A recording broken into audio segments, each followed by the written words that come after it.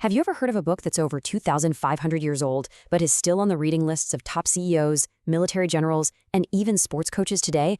Well, that book is The Art of War. So what's the secret? What can this ancient Chinese text on warfare possibly teach us about our modern lives? Let's dive in and find out. To really get to the heart of Sun Tzu's philosophy, you first have to understand the man. And honestly, there's no better way to do that than with a story. A really dramatic and, well, kind of brutal story that shows you everything you need to know about his principles. So, picture this. The king of Wu, a guy named Holu, has been reading Sun Tzu's work and he's intrigued. But, theories on paper are one thing. He wants to see if this stuff actually works in practice. So he calls Sun Tzu in for what he calls a slight test. And here's where it gets weird. The king doesn't bring out his best soldiers. Nope.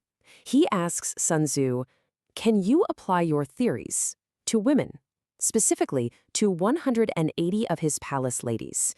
You can just feel the challenge in that question, can't you? He's basically daring him.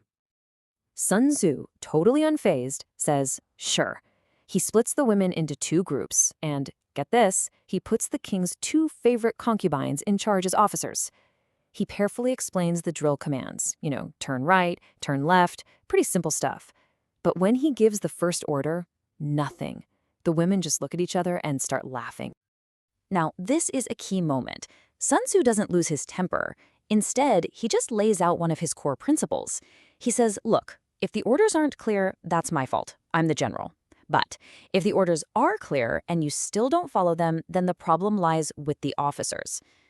So he explains everything again, very patiently.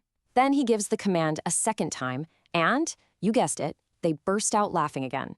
Sun Tzu's reaction this time, it was swift, and it was shocking. He declared that since the orders were now clear, the officers were at fault, and he ordered them to be executed on the spot. The king, who's been watching this whole thing, is completely horrified. I mean, these are his favorites. He sends a messenger racing down, begging Sun Tzu to stop. But Sun Tzu's response is legendary. He basically says, once you made me the general, my authority on this field became absolute. I'm sorry, but not even the king can interfere with military discipline. After the execution was carried out, Sun Tzu started the drill again. And this time, no laughter. Just perfect, silent, and precise execution of every single command. It was an incredibly brutal lesson for sure, but it proved his point in the starkest way possible. Strategy means nothing if you don't have the discipline to carry it out.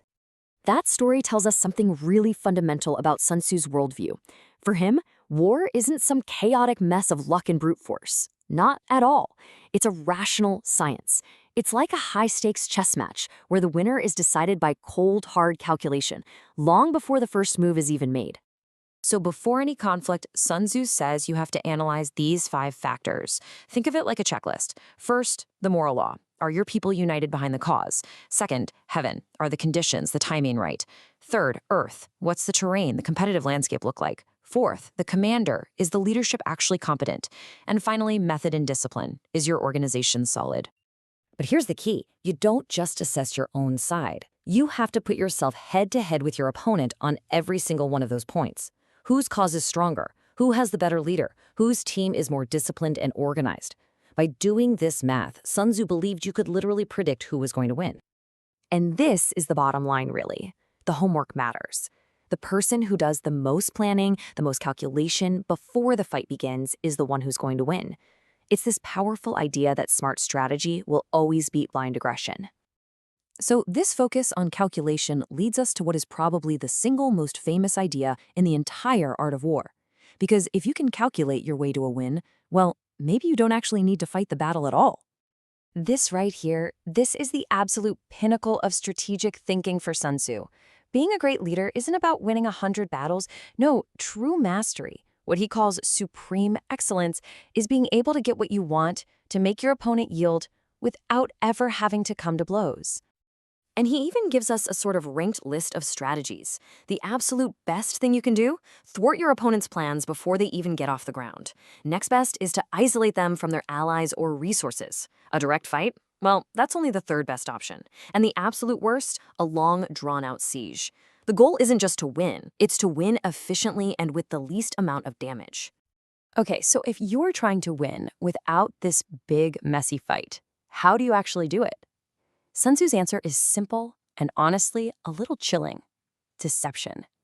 He says flat out, all warfare is based on it. The core tactic here is what you could call the principle of opposites. You have to make your opponent believe a reality that is the exact opposite of the truth. When you're strong, you need to appear weak so they get overconfident. When you're close by, make them think you're miles away so they let their guard down. It's all about controlling what your opponent sees and thinks. And this brings up another crucial idea. You can't be rigid. Your strategy has to be fluid, adaptable, like water. Water takes the shape of whatever contains it, right? It flows around obstacles. Sun Tzu says that's how a brilliant commander has to operate, constantly adapting to the situation and to the enemy. So, we've talked about everything from a pretty brutal incident in a palace courtyard to these really high-level abstract ideas about strategy. But the big question is, how does any of this apply to us today? To our careers, our challenges, our lives? Well, think about it for a second. The next time you're facing a major challenge, do you do your calculations first? Do you really analyze your own strengths and weaknesses compared to the obstacle in front of you? Do you look for that clever solution, the way to win without a costly, destructive fight? Or do you just put your head down and charge? Because in the end, this might be the most powerful and timeless lesson in the entire book. All good strategy, whether it's in business, war, or just life, starts with knowledge. And victory isn't just about understanding your opponent.